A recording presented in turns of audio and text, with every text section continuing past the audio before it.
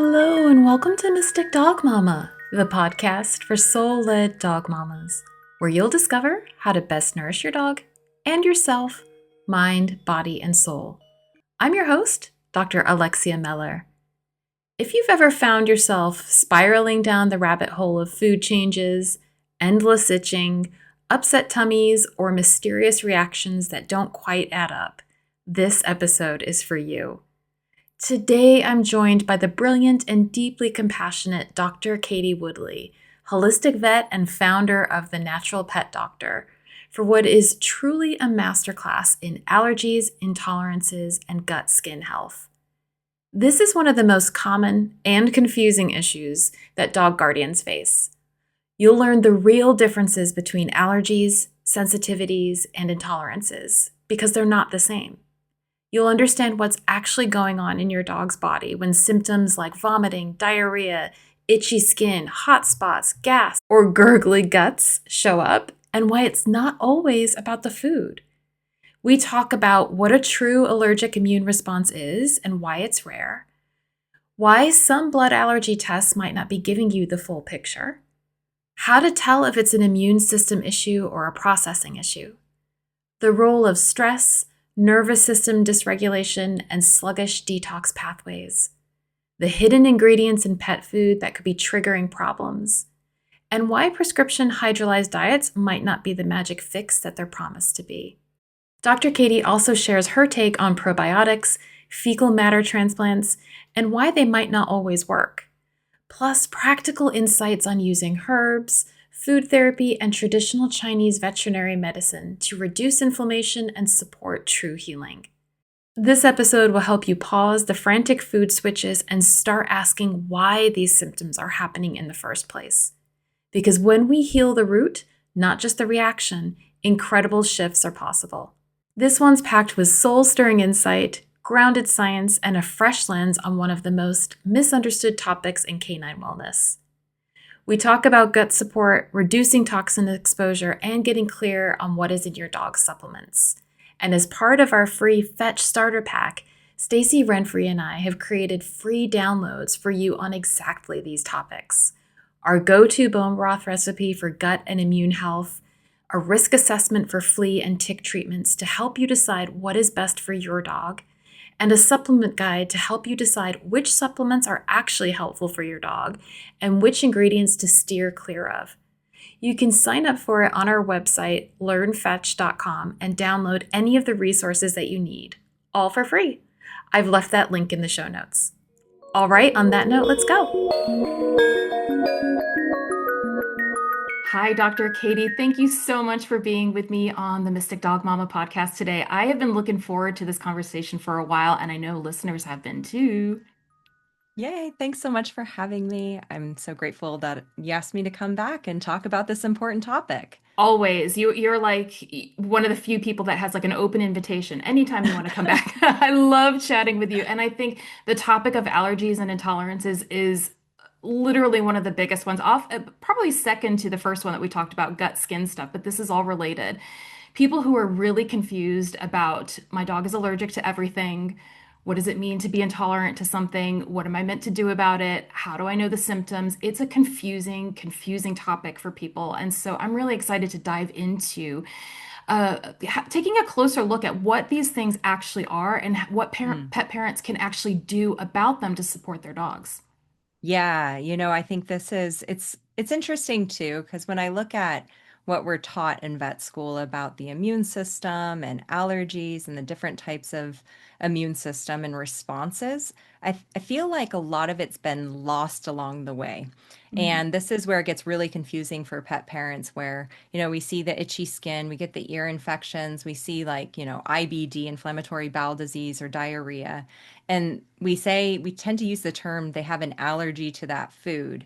And then we put them on a prescription diet, when in reality, allergies are very rare. And I'm excited to talk a little bit about breaking down like what each type of immune reaction might be, because we have allergies, we have intolerances, we have sensitivities, and they all are going to show up sometimes pretty similar. The time frame can be a little bit different, but the way that we treat and support the pet, and the same thing for ourselves too, are very similar, but they also involve going deeper. And there's also some specific tests that we can use too. And there's some specific tests that I don't use with my clients because they don't give me valuable information on how to support and treat that patient. So I think that's really key too, because I see a lot of pet parents throwing money down the drain.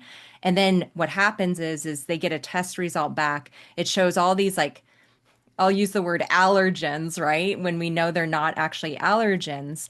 And then all of a sudden now we have a limited diet. We're scared to death of using anything. And then we actually can end up creating nutritional imbalances down the road because we're not using variety and we're limiting the diet and we're scared to use supplements or herbs to heal too. So there's like this cycle perpetuating of fear that keeps people stuck, especially around this topic. Absolutely. And then we also see the response of giving steroids, for example, in cases where you Mm. don't necessarily need them, and but pet parents not knowing what to do. So I think it is a topic that is just filled with fear, like you said.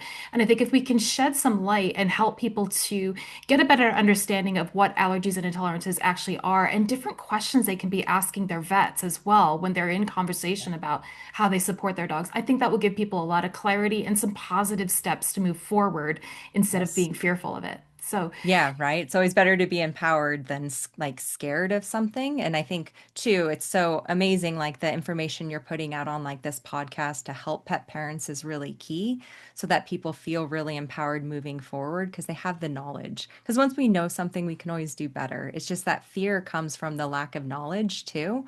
So, I think let's start with, our true allergies. Like, what is a true allergy? And this is something where there's different parts of the immune system. This is going to be what we call like an IgE mediated response from the immune system. So, this is where, like, this would be if you get stung by a bee and you have like an anaphylactic reaction, it happens typically right away. So, peanut allergies are a real, true food allergy. Like, you have a food allergy because you do not want to eat that food. You might have an EpiPen. And this is where pets, food, like a true food allergy, an IgE response is very rare. So, this is where a lot of pet parents kind of get stuck because unfortunately, my veterinary colleagues, a lot of times if you have itchy skin, your pet's getting maybe hives or they're like breaking out and hot spots or ear infections, or there's like chronic diarrhea. This is where the vet might recommend like a blood allergy test. Now, environmental allergies, a true allergy, are common in a lot of pets. We're going to talk about like where does that come from because I always want to ask the question like why? Why is that pet itchy? And this is where their tests like looking for environmental allergies. It's a blood test. It's specifically looking at the response. So we're seeing an IgE response when we're looking at the blood test results. Two different types of like pollens and grasses, dust mites and storage mites are really common for a lot of pets too. And then what they can do with that information is they can create like immune desensitizing therapies. So that's not steroids, but they're essentially creating a formulation that's going to desensitize that immune system. Those can be really helpful. They work in about 70% of pets. The problem with that test is that there's also a food allergy part of that test. So these tests are run through like your traditional labs, like over here in the US. IDEX has one, Heska Lab is another one. So this is a conventional vet test. This is not like the holistic integrative test. Like most veterinarians should know about these tests if you were to ask them about like, can we test for environmental allergies? I always say don't test for the food allergies on the side. It increases the cost, but also too, once again, this is where there can be a lot of fear. Something comes back positive, but you're like, my dog's not vomiting right away. They don't break out in hives right away when I feed that. So that's a good way if you do end up running that test or it's part of it and you're like, huh, I don't like how that test looks. All you have to do is feed that food that's potentially positive on that test and literally see minutes to hours after that exposure. Do you have swelling? Do you have hives? Do you have vomiting? Do you have diarrhea? Because if you see something occurring right away, then yes, maybe we do, right? It doesn't mean that your pet doesn't have a true food allergy, but they're just very rare. Like less than like 1% of animals will have a true food allergy. So that's something to be aware of for those. We're going to see a response really quickly. Think about peanut allergies in people. Like most of us know, like that's a very serious risk. So that's what we want to be thinking about, sudden vomiting. A lot of times, like pets, for example, if they get stung by a bee, we might not see the pet get stung by a bee, but I know working in like a traditional vet clinic, a pet parent will like rush their pet in. They're like collapse. They're having an anaphylactic reaction. They're just their immune system's just wiped out. That's where we actually have to use steroids. We need to put them on IV fluids. We need to support them. That is a true medical emergency. So there is a time and a place for these, but when we're looking at like your chronic allergies, your itchy pets, chronic diarrhea issues, gut health problems, that test is not going to give us a lot of the information that we need unless you're doing the environmental allergy test. So it's like the immune system's red alert, like, this is no good, really fast reaction, essentially. Right. No, that makes total sense. And I like that the fact that you use the peanut allergy as the kind of touchstone for that, because that is something that I share too, because people are really familiar with it. So it is that immediate extreme response. It's not kind of a mild response, it's an extreme response. And I'm glad that you pointed out it's less than 1% of pets, because Yeah. I think we have it conflated in our minds that it's a much bigger problem than it actually is. So if Yep. we're then, if we have noticed that there is an issue with food, would you say that that is generally something that we would refer to as a sensitivity or an intolerance? Yeah, and this is where too, like we can go like into the weeds with like the definitions and like the different types of immune responses. But most things are going to fall into like an intolerance, which is a non-immune response. These are going to be more caused by like I see these all the time, and I'm sure you do, Alexia, like digestive enzyme deficiencies, poor bile flow. We have liver detox issues, we have heavy metal, we have toxin overload. We have microbiome issues. We have just poor digestion. Things are not working well. And so, if we're not able to break down those foods, if we're ending up with things like leaky gut, this is where it can show up like hours to days later, too. So, we can have a delayed response. So, essentially, what's happening, I always refer to like the body. This is applies to both people and pets. Like, we're all like buckets. And sometimes our bucket's really small, sometimes our bucket is big. We want the bucket to be big, the size, because we're always putting things into the bucket every day. So there's stressors, there's foods, there's maybe one day we're putting like a flea and tick preventative in. Maybe you're going to the vet, they're also getting vaccines, and that bucket is filling up. And so this is where if all of a sudden now we add in a like we're feeding like an okay quality food and our pet's doing okay, but they're not digesting it well and it's creating a little bit of like low grade inflammation. And then all of a sudden now we have spring arrive and everyone's spraying like Roundup everywhere like it's, rainwater. That's my neighborhood, by the way, unfortunately. It's really sad and really depressing. However, it's a stressor. So that might create the overflow. And then that's when we see the symptoms. So there's things always going on underneath the hood that are either leading us to health or leading us to, a symptom that we see. But those intolerances, those are going to be due to the systems not working well. So it's a processing issue. It's not necessarily like an immune attack.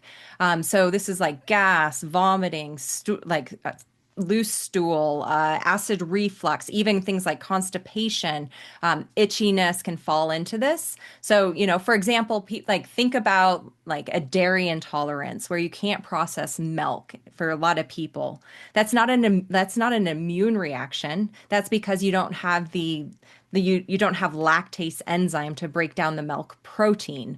So also too, a lot of pets, they don't tolerate fats. That's not an immune response. That's because the bile is sluggish, and bile is the detergent. It breaks down the fats, it carries the toxins out. So if things aren't working well, once again, that bucket is filling up. We see this too with like a lot of pets that are on carbohydrates, so high carb diets, whether that's, kibble has to be like over 50% carbohydrates for just how it's processed and formed. But if we have a microbiome imbalance or a small intestinal bacterial overgrowth, or we have a sluggish GI tract, what can happen is those carbs can ferment. They're not being broken down if we're lacking digestive enzymes. That whole process can end up creating gassiness, that gurgliness that you hear. Like sometimes, I hear a lot because I work with gut and skin health issues. That's all I do every day. That's all I do. That's all I work with. And, I'll hear from my clients, they're like, there's gurgliness or there's really stinky gas after they've eaten like even a high protein meal. And to me, that's a huge red flag that we don't have enough digestive enzymes. We're lacking like stomach acid to break down those proteins, and now things are fermenting. So once again, not an immune reaction. It's more of a processing issue, not an immune attack. And this is where too that delayed reaction gets people off because you're like, but I didn't do anything different. That's the other thing to keep in mind. Once again, it's the bucket filling up, and then we reached a place where we couldn't take any more, and now it's overflowing. So it takes time for these things to, like the body to break. This is not an overnight problem. This takes time. And that's the flip side. When we look at healing these problems, this is where there is not a magic pill to fix it overnight. I know sometimes like steroids and Apoquel and Cytopoint, like they can seem like that, but they're treating a symptom. And that's why we don't get lasting results or effect from those medications, because we actually have to look deeper and ask, why is it actually there? And then resolve and fix the systems, which takes time. So that's really, really key. One of the other things too that can, be like a hidden aggravant for a lot of pets are additives, preservatives, synthetic vitamins and minerals and nutrients. So I see this all the time using great quality, like what's in that like supplement. And then I go to the ingredient list and we get like a lot of lashback for some reason not to read ingredient lists. And I'm like, who are you? Of course you want to read ingredient lists, right? Like, why wouldn't you? Like, oh, okay. I don't trust anyone. That's just what I've learned along my journey, right? Like, we've been dealing with, IBD for over a decade with my husband. That's how I got here. I will never trust anything. I want to know the information, and I will always read ingredient lists because, especially with sensitive pets, once again, non-immune response. Their systems are kind of broken. It doesn't mean you can't fix them. They're going to be more sensitive to like artificial flavorings, ingredients, titanium dioxide in certain probiotics, like things like that. So we have to be aware of those because they're going in our pet, they're filling up the bucket. So something to keep in mind too for all these pets that are experiencing what have been called allergies. It's actually not an allergy, it's a processing issue. I love that. Thank you for saying that because that is one of my pet peeves, honestly, is like how we have been told not to read labels that we don't understand. I feel like things are really couched in a Yeah. lot of languaging, like natural flavorings and stuff. And it's like, well, what does that Yeah. mean? And I think Yeah. most of us don't know unless you are really into this stuff. Like if you like nerding out like we do on all this stuff, you probably don't know what that means. And it might sound good, like, oh, zinc oxide, great, it's got zinc in it. But when you Yeah, actually, magnesium oxide. Oh, good, diarrhea. yeah, exactly. Like, you know. Exactly, exactly. So it's definitely worth reading the label and it really frustrates me as somebody who works in this industry too, how few and far between really good supplements are that don't have a ton of fillers, Yep. etc. Because Yep. especially when we're dealing with a dog that already has a sensitivity and we're trying to find something that's not going to set it off, it's really, really hard. So as the Yep. pet parent, you really have to become educated in reading Yep. labels because it is often those small things. It's not always chicken. That's the problem, right? Correct. Yeah. Yep. And it's not always about to. I think this is where, because the clients I work with are never like, I'm never first opinion. And so I'm usually like seventh or eighth. And so, I don't get the easy cases. Like, and it's one of those things where I like it to a certain extent. I want to shift that where there's not so many sick pets, obviously. But this is also where, too, like testing is really valuable. And we're going to talk about some of the tests because this is where I see over and over again, most of the patients, like the pets I'm working with, they've changed the diet like 17 times. It's not the food. This is where those systems and how the body's digesting, absorbing, detoxing, the stress, like the adrenal stress, like the nervous system stuck in a fight or flight. This is where that pet, like it is not a diet change. And so many people are so frustrated because, yes, do the diet change first, right? Because it does help a lot of pets. But if you're listening to this and you're like, I've done that, it's not doing anything, you are not crazy. This is where those sensitivities, and we'll talk also about the immune related sensitivity rather than an intolerance is also key because we can get an immune response and it's a sensitivity, not an allergy, because we're stimulating a different part of the immune system. But you're not crazy. We have to ask the question though of why is this symptom happening? And it's not food related because we're feeding a clean diet. They're on a fresh food. We have to ask why aren't they processing that food well? What else is coming up? And that's where like I teach my clients a lot of like those pillars of health because it forces us to get outside of the, oh, I just need to learn how to like cook my own food or think like, great, please do that. But I see it so much and it's so commonly missed. And we get so fixated on the diet. And same with my veterinary colleagues from the traditional side. Use the prescription hydrolyzed diet. And I'm like, oh, please don't.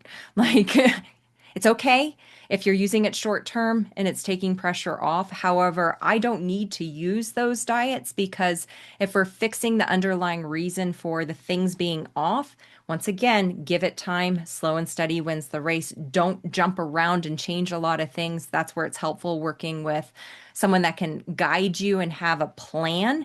But the tests are really helpful too because you can pinpoint where are things off and then you can strategically supplement and then use food as medicine too. And it helps speed up that healing journey because that journey is never linear either. Mhm. That's the other thing to keep in mind. We always think like we start here, we're going here, it's going to be healed, and it's going to be so easy, right? Got a plan. And it's never that way. It's like sometimes you're doing circles and backflips and you sliding down the mountain, and you're like, I'm failing, but you're actually not failing because it's going to take time to heal. So that consistency and also asking those deeper questions is really key to helping your pet truly heal at the root cause level versus just treating symptoms and then having the cyclical up and down that so many pets experience with like I say allergies, right? Because with their itchiness and their chronic health issues, like it's not an allergy, but this is what keeps most people stuck. No, thank you for saying that because I think that is also part of the problem is people get really frustrating with the healing journey and often give up before they've Yep. actually They seen switch something to the through. next They switch thing. to the next thing, and then you just Yep. don't know what's You working have and what's no not. idea. Yep. That It's yeah, frustrating for everyone. it Um, is. it's really difficult and it's really difficult too to get an idea because this is where even things like stress can create a flare or a reaction. So it's not always the supplement, it's not always the food. And this is why I always ask, and I sound like a broken record with my community, but I have to because, for example, someone recently, both of her dogs flared up with like pancreatitis. And she's like, oh, it's the supplements. They both started on that same supplement. I'm like, this doesn't happen with this. Like, I mean, I never say nothing can never happen. Like, I've learned that lesson, never discount anything. However, then also there was this like out comes the story that they're spraying all these like insecticides and things through her suburb and they haven't sprayed her yard yet, but she walks her dog and I'm like, oh my God, let me look up the like side effects of these things. I'm like vomiting, diarrhea, like neurological issues. And I'm like, both dogs to come down with something like this. And we're using such a tiny dose of something that doesn't cause pancreatitis. And I've used it a lot and never seen that response. And it's like, I would put it like we already know we have detox issues from some of the tests that we've run. We have microbiome issues. We have leaky gut. We have inflamed gut lining, which we're working on. And that was just the addition that threw that liver out of whack. And so that's where making sure that we don't get hyper focused and we keep that open mind around, did my routine change? Did I get stressed with my husband, like, and start yelling at him and like the cat sitting there just like absorbing it all? Like, it doesn't mean you made your pet sick, by the way, but keeping in mind like the energy and the routine changes, or, if you changed, brands, or your neighbor was doing like concrete work or something, like these are all going to potentially impact your pet's health and the symptoms. And so we have to become a detective versus always just going straight back to it's a supplement, it's the food, because it's not always the case. And then you're using like a beautiful supplement that's actually like healing. And now we like removed it and you're starting back at square one. So, and we completely missed like why something happened. So, I find it is a frustrating process at times, but also too, what's helped me on like my healing journey with my husband, working with my clients that have chronic health issues, is reframing any setbacks. You become the detective, you ask, why did it happen? Go back to your foundations and those principles. And then if you're still getting stuck, this is a great time if you're able to. I know not everyone can always run some of these tests, but your tests will save you money in the long run, the right tests, because it'll help pinpoint where those layers of imbalance are. So then you can strategically supplement and treat it and get back on path. Absolutely. No, that makes total sense. And I think now's a good time to maybe talk about some of those tests that you recommend and what Yeah, people should consider. perfect. So let me bring up the last part of the immune system. This is a big key area. And this is also too one of the things I'll like where people get stuck also. So this is more like your sensitivity. This is going to be things like your different immunoglobulins that are being stimulated. So IgA, IgG, IgM. And we can have even like cell mediated responses. Don't worry, I'm not going to make people take a quiz on this, but we have to be aware of them because this can be kind of like a slow burn type of like reaction from an overloaded immune system. So this is where we tend to get like a delayed immune response. This can be caused by things like leaky gut. So where we have intestinal permeability issues. So that gut lining should be held together by tight junctions, nice and tight. Things aren't passing through that shouldn't pass through.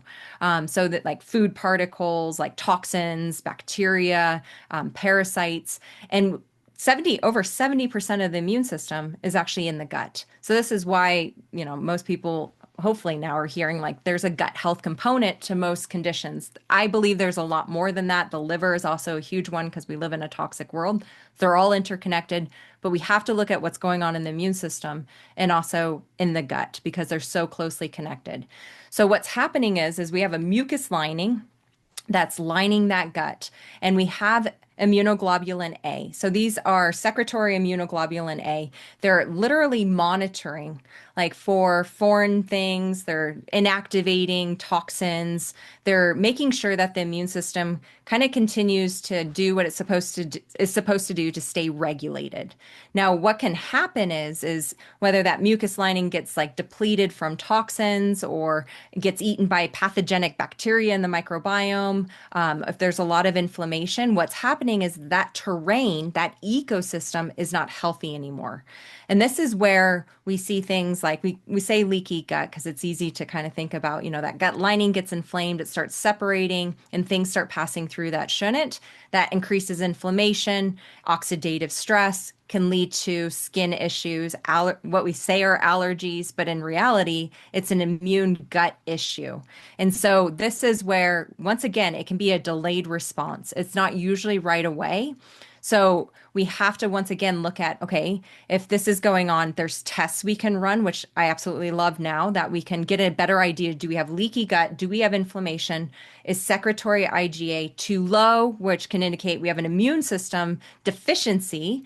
Or is it too high? That can indicate food sensitivities. I didn't say food allergy, food sensitivities or parasite issues. So once again, with that information, it will drive how we support that pet to actually heal them at that deeper layer. So that's really, really important. Now, to go through some of the tests, so Innovative Pet Lab, and I apologize for people that aren't in the US because some of these are just in the US, but I'm going to mention some brands over for like UK and things like that that are across the globe, which is always really nice. So what we want to look at is what are the things that can impact that immune system? What are the things that can impact that gut lining? And this is where like that mucosal barrier is really key, secretory IgA, the microbiome, what's going on with the nervous system, and there's different types of tests we can do. So Innovative Pet Lab, they're kind of like the leading front of functional like gut health biomarkers. So it's a stool test. Pet parents can order it on their own. Please speak to your vet about this too and carrying it in the vet clinic because they have a vet side of this like of their company too, which is fantastic, and it's based around science. These tests are commonly run on the human health side. They've been around. Calprotectin is one of the most studied gut health biomarkers, and it will actually indicate if the gut lining is inflamed. So if we know there's inflammation, what do we do? Okay, first ask why is there inflammation, right? But what we need to do is we can actually use supportive care to heal inflammation. So this is where like turmeric, boswellia, slippery elm, marshmallow root, these are all very soothing. They're going to help heal and calm down that inflammation while we're then working on making sure the rest of that terrain is okay. We have microbiome tests. So this is where looking at, so animal biome is a common one here. There's also legacy biome in the States. There's also pet biome in the UK. That's also a great company. And so this is where, and between those three companies, you can probably find one that will test for the majority of the world. I know there's some countries that are just a little bit slower on the uptake of allowing these tests to come in, but that's okay. We do our best. But if we know that there's a dysbiosis, what that means is that microbiome, there's trillions of different types of microorganisms.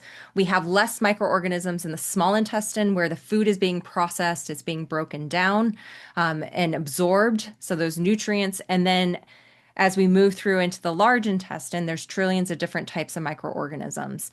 And this is, the whole thing is called the microbiome, but we're a lot of times we're just testing that large intestine when we're doing these stool microbiome tests.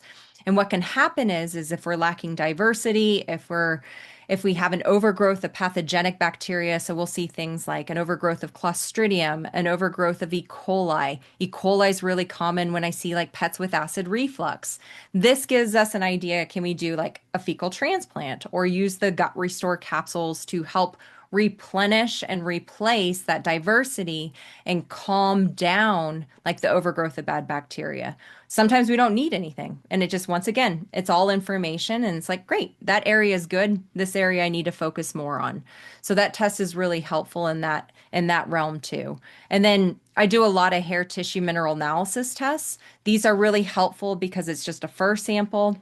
And what it's looking at is the last 3 months of cellular health. So we have to keep in mind everything, even if you're feeding a really good diet, like, a lightly cooked, raw food, fresh food, those are obviously ideal versus more processed. But a key thing is that because we live in a toxic world, because we have so much digestive issues, because we have so much emotional health and stress problems, this is all going to impact digestion. And so I want to know how well is your pet breaking down and absorbing those nutrients because those nutrients are key for the detox pathways, for restoring like mitochondrial health, supporting like the cell membrane, supporting every single process that your pet is naturally doing every single day.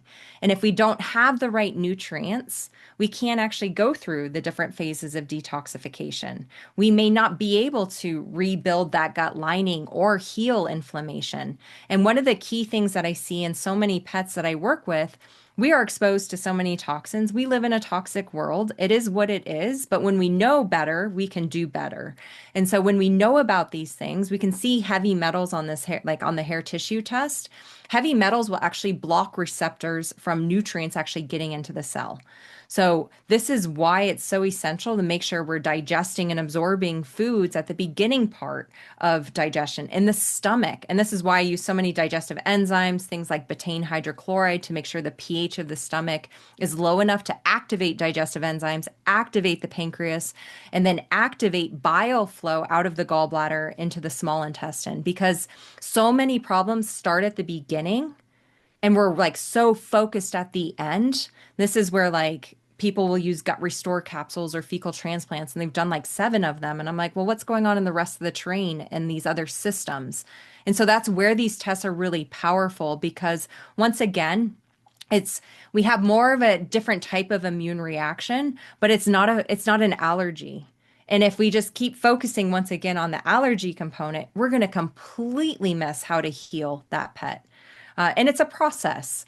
But once again, when we start thinking about the physiology and how everything's interconnected, that's the key. And then utilizing these specific tests that are grounded in science and give us really good information and help us to identify where those layers of imbalance are, that is the key to unlocking true healing. So, the last test I wanted to mention is food sensitivity tests, because this is where a lot of people get really stuck or they're wasting a lot of money. Just this is my personal opinion. This is my personal experience. So, once again, everything I say, take it or leave it. No one has to do anything that I say. I've just found a lot of these things to work really well with working with pets with chronic health issues, where nothing else has seemed to work. Now, food sensitivity tests, keep in mind every test always has the chance of not being like 100%. I never solely rely on a test result. I'm always looking at what's going on with that pet, their history, and also what the pet parent is experiencing. I think pet parents get discredited. I've had this personally done to myself. I like even on the human health side, everyone listening here, you know your pet the best. And so I always honor that. Sometimes we get scared and we freak out and we start kind of throwing the whole kitchen sink and step away from our plan. And then I've got to gently bring you back in because that's just a natural tendency when we go on that healing journey together. But you do know your pet the best. And so if you feel like something is potentially causing a reaction or they actually like eat that food and they look great and there's no problems, but yet it's showing up on a test like as a problem, I will always trust what the pet is showing us and what your gut instinct is telling us. So that's really, really key. So with these tests, nothing is 100%, and always trust your gut instinct. If you're like, this just does not make sense, it actually might not make sense. It could be a false positive on that test. So there's a couple different tests with food sensitivities, and there's different types. So I mentioned at the beginning, blood allergy food tests. That's looking at IgE antibody. So that's your like true anaphylactic, like a fast response. Very not common at all. And it's a blood test. And then we have a couple different types of tests that are doing saliva. So, and some fur ones too.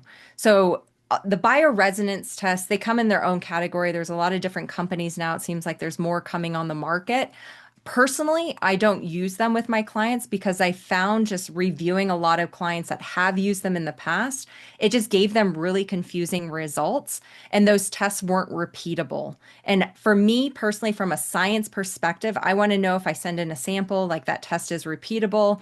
It's giving me, I can measure the different immunoglobulins. It's giving me like specific immunoglobulins, which tell me where, like, is this a short-term reaction with, your IgA? Is this a longer-term reaction with like IgG, like antibody? So I prefer those types of tests. I found those most helpful. And then also too, my clients seem to have found those most helpful too, rather than creating a lot of fear. So I hesitate for bioresonance tests just based on personal experience and kind of the science and understanding and seeing clients not really get results with them. Doesn't mean if you've done it and you got results, I don't want to take that personal experience away from people.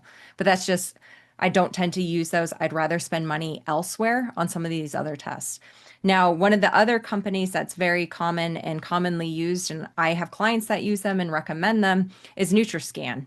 So this is a food sensitivity test, and it's specifically looking at your IgA and IgM antibodies. So that's going to tell us IgA. It's also produced, I talked about it in the gut lining. It's also produced in the saliva. So it's kind of like the first early marker of like, ooh, the body's kind of reacting. It doesn't mean that it's creating inflammation, right? That's where your innovative pet lab tests are really helpful for like calprotectin. Not everything's creating inflammation yet, but I'm always looking like it's like a check engine light coming on where it's like, something's off. The car hasn't broken down yet. And you have a choice now, like put a sticky note over it and drive down the road and you're like, it'll be fine. Right. And then all of a sudden, like, a month, maybe 6 months later, you're on the side of the road and you're like, it's not fine anymore. Like, it's not fine. I played the game. It didn't work. Right. So I prefer to not put the sticky note on there and ask the question, well, why is the body reacting? Right. So if we're seeing that there's a food sensitivity or we're seeing if you're seeing a reaction, these could be delayed reactions. Like you're stuck in the state of this up and down itchiness, chronic ear infections, anal gland problems, diarrhea, behavior problems. There's a gut brain connection. That's where this test can show you we have an immune reaction. Let's remove that food. Now, here's where this can get you kind of stuck. With that test, because we're also measuring the saliva IgA. So if we have leaky gut or lots of inflammation, we could potentially show up as like a big food reaction response. So that's where if like your test is lighting up like a Christmas tree, for one, did they eat close to that? Because that's a possibility and that's triggering that because the we're producing saliva. There's going to be some immune response and processing. That's why that test has to be done on an empty stomach away from food. And then two, whenever I see that and you're like, no, I fasted them for like 24 hours, I'm like, leaky gut. We have an immune reaction going on, and this pet is really sensitive. So, this is where, when I see that, this is where definitely we want to see if we can pick a novel protein, reduce the amount of variety. I know that scares so many people because I talk a lot about like variety is really key. It is. But at this moment, it's not helping. And so, reduce, remove things, calm it down, use the things that are going to help heal the gut. I use a lot of supplements with like L-glutamine, and I mentioned, your anti-inflammatories. Make sure we're rebalancing the microbiome and really calm that down. And then you can start introducing things. So this is not a food allergy. It's not peanut allergy. So when we heal the gut, you can then add back in that food. So I think a lot of people, and I see this too, and there's a misunderstanding around like the immune system and what these different immunoglobulins mean. They're going to be there hanging out for a period of time. And that's why if you eat something too soon, you can cause more inflammation or potentially a reaction. So we have to give it time and take that away and then heal, do the things to heal the gut. And then you can then retry that food. And this is where you're doing it like one day, taking a break. You're doing it like every third day. And then you're just watching for a response. You're not changing anything else. So once again, you're the detective in this situation. And then if your pet's doing well, great. And then that's when you start adding in that variety again. And then you're to a place where like the pet is technically like normal now and they're not as sensitive. You always want to be careful and like, I don't want to say careful, that's the wrong word. You always want to be aware. And this is also too where a lot of these tests I recommend if pet parents are able to doing like a once a year test as a proactive way to see how is the body responding because once again sometimes we miss the check engine light for whatever reason and your pet's not in a full-blown flare but you're starting to notice these little things and we dismiss those. You're like, oh, they scratched a little bit more but it's okay, it's not like before and it's not all the time and we start dismissing those little clues. So that's where those tests can really keep us honest of like, oh, the calprotectin's rising, even though it's still within the normal range, or secretory IgA is low for some reason. I need to add back in colostrum, medicinal mushrooms. You can use things like Saccharomyces boulardii to gently boost that local immune system. So once again, that's the key thing. I find a lot of pet parents will just dump all the supplements in and try to like blanket cover everything and you probably don't need it. And that's where I'd rather you spend the money on the tests and see with the right companies, that I trust their test results the best to then strategically put together that healing plan for the pet. Once again, focusing on sensitivities, intolerances, looking at why there's an issue rather than saying this is an allergy and now we need to suppress the immune system and block the immune system from doing what it's trying to do. So that Oh, was I a love really that. long, Oh my so God, no, that not a rant, was but a ramble. so not at all. That's so helpful. And I think true to it, what is underlying a lot of what you're saying as well that pet parents can do right now is tracking. Like you Yes. said, they are the best. They're in the best position to know what's actually going on with their pets. And I think so often, I mean, I bang that drum a lot of like, we need to track, and people are like, Yeah, journals oh, are helpful. they're Journals, so helpful. they can be annoying, and sometimes people, I always say if it's stressing you out more, but the question is, why are you stressed, right? You're stressed because your pet's not feeling good. So if it gives And this isn't where you need to write every little thing down. It needs to be like a 3 hour exercise every night. People do not have time for that. This is something my husband does with his IBD. And whenever we're tweaking or adjusting protocols, this is where keeping track of like, added this. What does the stool look like? You know, if you're itching, like what's the level of itchiness? You have like 10 is nonstop, one is nothing. So you're literally just putting a number down, and this can take 10 minutes at the end of the day because none of us, maybe I shouldn't say none, it's never all or nothing, right? But most of us will not remember what happened yesterday, right? We're like, oh, remember what I ate. And I'm like, what did I eat yesterday? Like, did I eat yesterday? I don't even know. Like, so it's just, that's just reality with the majority of people. So this is where you can always reflect back too. If you're adding a new supplement, make sure you're putting that there. If you added in a treat, if you change the diet, because once again, we can have a delayed reaction 3 to 5 days. Write down when you give, if you are using like flea preventatives, if you're using heartworm preventatives, that will create more, that puts more in the bucket. It doesn't mean it's going to create a reaction. And there's certain situations where, some people just they need to give those things, and that's okay. But if we know and we're seeing a repeatable pattern that is like too much for that pet's liver, we can support that pet. That's where using detox support. And so now you become proactive with those patterns of like, oh, I know I'm going to be really stressed around this time. Oh, let me add in some like teas and calming herbs and things like that. Make sure I take them for, a little bit more walks, or if you can, that's where like the fun and like having pets really is, of like, oh, I can adjust these things. Like we were talking before this, right? Like you move to a colder environment and like using the power of food therapy, the seasonal shifts. Like they don't have to technically be a flare up. There's a lot of fear of like, oh, we're getting to spring. And I'm like, wait a second, what can we do now to prepare? So we know that, yes, there's environmental allergens. Okay, what can we do to support that immune system? What are some things that will help process that excess histamine that does get produced by those environmental allergens because of that immune response? That's how I always look at like my patients. That's how I look at myself. That's how I look at my pets. And that keeps me out of the fear mentality of I don't feel in control and everything's just happening around us and we have no control over anything. Because once we know about these things, we can actually do something about them, which is really Yeah. powerful and helpful. Exactly. And I'm wondering too, I was kind of thinking this as you were talking about just the whole process and also understanding that multiple systems are at play when it comes to both allergies and intolerances. How has TCM informed the way that you then think about supporting the body through allergies and intolerances? And is there some Yep. wisdom from that that pet parents can take on board today? Yeah, this is a great question. So I live in this realm of like very science driven also. That's just my background, but then also having the beauty of Chinese medicine training. And so this is where using food therapy, and also too like the energetics of different foods, but also the environment and then the personality of the pet also.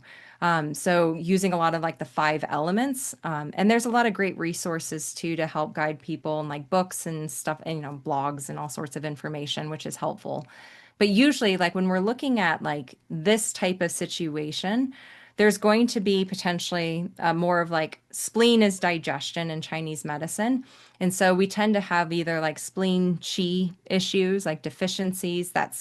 What can happen with that is we're having a problem digesting and changing the way that like transforming that food into forms that can be used by the body and then circulated through the meridians, or if we want to talk about like the bloodstream and feed the nervous system and all of that, like they're all correlating to one Mhm. another, however, what language we use. And so this is where making sure if you are experiencing like a lot of chronic GI issues, that's we think about spleen as like the cooking pot. It likes to be warm, not too warm, but it wants to be warm. So, there's a fire underneath it to help cook the food. And this is where like the kidneys are really important. And so if your pet's really sensitive and like they're having acid reflux or loose stool all the time, this is where lightly cooking the food makes a huge difference because energetically we're warming it. and that pet doesn't have to process that food as much. Raw is great. Raw is not for everyone. I think that's something where all of a sudden nutrition has become like this battleground of like my way or the highway. And I'm like, no, it's about the pet. It's about the individual. Raw is great, but raw is too cooling energetically for a lot of my patients. So it's never where I start. Um, Usually, I mean, obviously it depends on the pet, but if you're experiencing a lot of that, we got to make sure that the body is not having to work harder because that spleen is already working hard. Now, the piece to this too, so we just kind of went from, we're like spring, we're still like in spring technically. So there's different seasons associated with different personalities and different organ systems from Chinese medicine. So we're like wood, which is associated with liver, and there is a lot of liver qi stagnation. So when we think about this, these are the pets and people, this is very common in people that are a little bit agitated. They get a little bit irritable. These are the pets that like they go boarding, they have change of routine, they come back, they get diarrhea, or they get itchier too. A lot of times, liver qi stagnation, if we're not resolving it, it will lead to more heat in the body. And then it can show up as like eye issues. We'll see inflammation up here. There'll be scratching, creating hot spots, all of those things. So if you're like, your pet's like an alpha personality, doesn't mean that they're a jerk, but if you're like, yeah, he's the boss, right? Like sometimes you are like, yeah, they're the jerk in the household, right? Or like the person, right? You know, I don't like change, right? I have a lot of wood personality for myself. I like control. I like having control over my schedule and things like that. I know that about myself, so I need to protect my liver. And so that's where using things that are going to support the liver, once again, supporting spleen, everything's connected. So using like, I love using things like dandelion, you got burdock root, supporting those detox pathways are going to help make sure that toxins don't get stuck. You can add in things like dandelion greens. You're going to add, those are nice and bitter. They're going to help support the gallbladder. So I'm kind of intermingling Chinese therapy with the science side of things, because once again, it just depends on the language we're using. They are all very similar principles. So that's something also too to look at to help support these pets, is looking at what season are we in? Is it hot? That's also too being aware of the energetics of the food. So if we're using a lot of really warming proteins and we have hot spots and ear infections and that pet is like panting and their tongue is bright red, you do not want to use hot proteins like venison, your goat, your chicken, your lamb. Lamb and oats is like a common food, like skin diet. And I'm like, what are we Why? doing? Like, I'm like, no. I mean, there's no Chinese food therapy in vet school, so it makes sense. But, it's just one of those things where looking at what are we feeding consistently? And it doesn't mean you don't like you can't add in those foods, because that's where variety and balance is really helpful, because there are nutritional benefits. It's not all just about like hot and cold. There's a lot of nuances, and there's spleen chi tonics. Like chicken is a really good spleen tonic. So chicken, like just look at chicken noodle soup when you're sick. Like the real chicken noodle soup. Like it's very healing. So chicken gets a bad rap because of the processed chicken. But once again, just thinking about like if this is really hot and my pet's overheating and they're acting like a little jerk and having some liver cheese stagnation going on, like let's use some more neutral or cooling proteins to help them, and that'll help with the potential imbalances too that are manifesting as the itchy skin or the diarrhea and things like that too. So that's just a little bit. Obviously, it's very there's so much more, which is it's always fun too to dive deep into those things, but just to help people also. We don't want too cooling, we don't want too hot, and we want to balance and support. Yeah, no, I love that. That's so helpful. And one of the things that I just find really helpful about taking a kind of TCM lens to things too, excuse me, is because it is looking at the whole being and the whole ecosystem. It allows for introductions of different elements into it, or to tweak certain things or support this system, and then that helps support this system, rather than just sort of this allopathic, we're going to target this one symptom and try to Yes. get rid of the symptom kind of thing. It actually is about bringing into balance. And I love too that you are alluding to as well, in relation to what, because we were talking before we started recording about my experience with Lucky, and I did an episode for listeners about the journey that I took with him and Yep. how I made those adjustments based off of knowing his kind of core elements. And Yep. he has, and how he's a water element, like kitties are Yep. his thing and having to put him on a plane for 10 hours where he was going to be stuck in his, in his carrier. So having to think ahead of how do I support that? So it empowers you with information and then things you can take action on to Yes. support. But like with bringing him to a colder climate, we're technically going into summer in the UK. We're never going to see it, but like it doesn't, Raining, right? not a Raining thing. Yeah, nonstop, like isn't it? Yeah. it's not a thing. I'm still wearing a parka. But for so whereas like my friend Stacy, my friend and colleague Stacy with our fetch program, her dog Ted is a warm dog. He's already panting and really suffering with the Mm. heat. Whereas Lucky's like, bring on the Need a venison. jacket. Yeah, he's like, I need a Yeah. jacket. So I'm going to end up feeding him warming proteins Yep. all year because it's in relation to what? What is he used to? What can he handle? And I Yes. think those are things to consider that it is about your individual pet and in Yep. relation to what. And so, like you said earlier, go with your gut on what's right for your dog and support Yep. your dog. But taking this whole dog, whole systems approach, I think is really helpful. Yep. This has been so helpful. I'm so grateful for you kind of shining a light on all of this. Can I ask you, one, can you tell us a little bit more about your blueprint program? So for people who want to work with you on skin and gut issues, what does that entail and how can they work with you on that? Yeah. Yeah, so we've actually recently made some adjustments to that program because I get requests for one-on-one consults. And so it's actually a 3-month intensive program where we do consultations. You also are part of our private community where we have conversations in between those consults.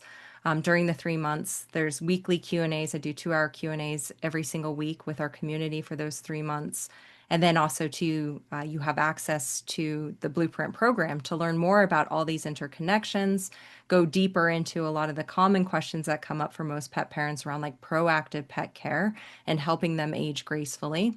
There's information on things like additional herbal information, food therapy information. We have bonus webinars from other practitioners, which is fantastic. So it's really, and we also do testing. So there's testing and supplements that are included with that also because testing is really key. As I mentioned, it's very helpful. And then using that whole body approach with using food as medicine and the right herbs and supplements is really key.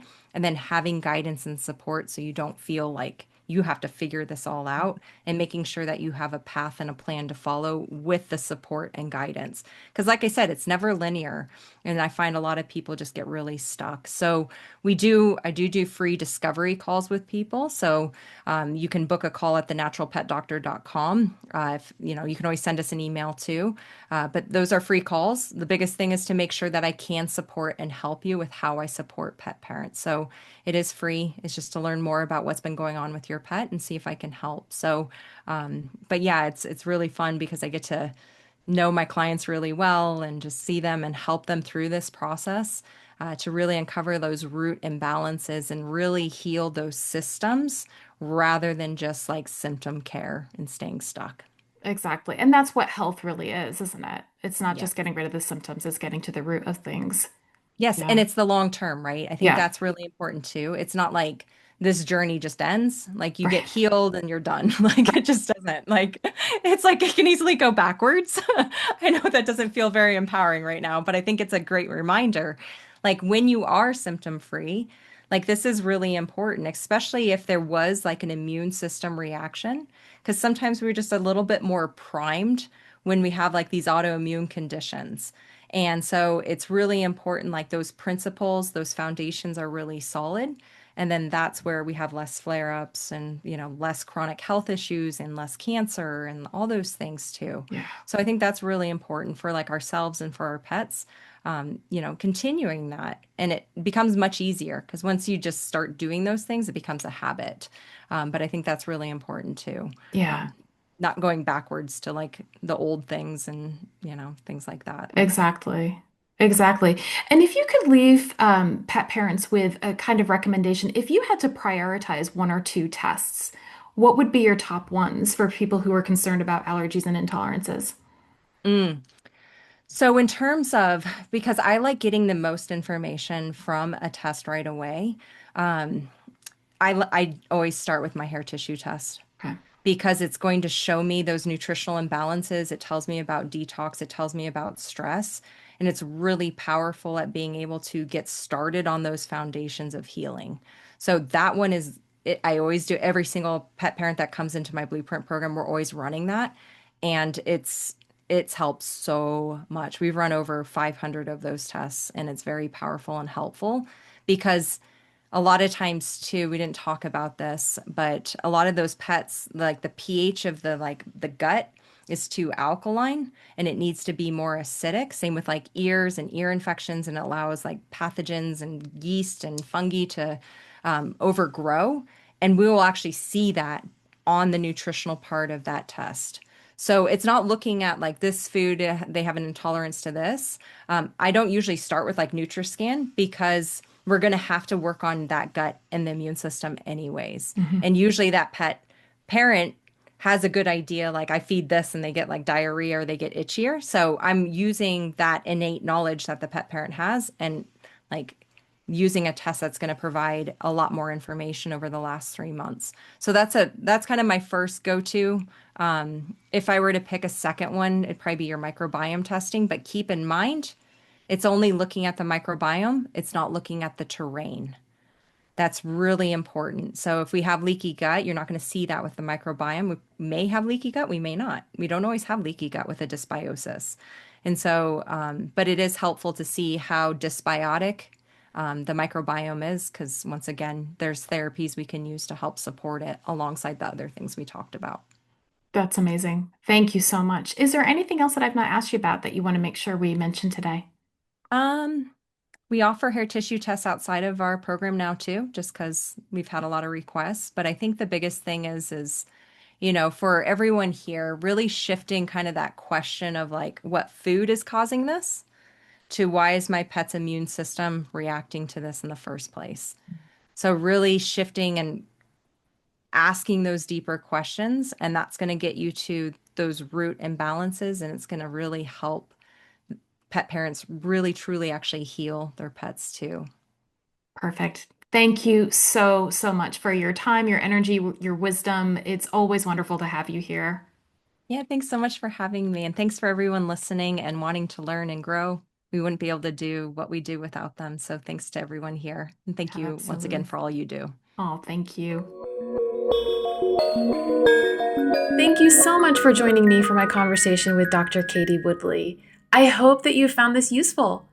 Is your dog struggling with intolerances, sensitivities, or allergies? Which of these tips are you keen to try? Get in touch on Instagram at Mystic Dog Mama or at mysticdogmama.com and let me know. To learn more about Dr. Katie's programs and resources, please visit her website, thenaturalpetdoctor.com. I've left this link in the show notes. And if you'd like to grab your copy of our free starter pack, including guides on gut health, supplements, and how to decrease toxin exposure, just head over to our website, learnfetch.com, and sign up. I've left all of this information in the show notes. All right, until next time.